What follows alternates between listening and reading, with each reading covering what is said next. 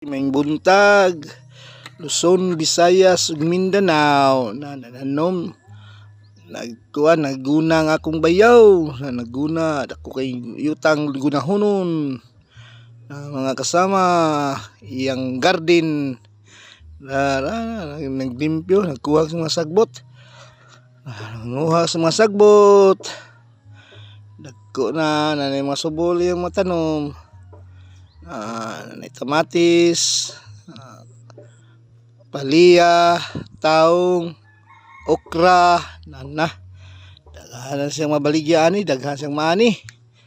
Nananom sa iyo. Nangguna.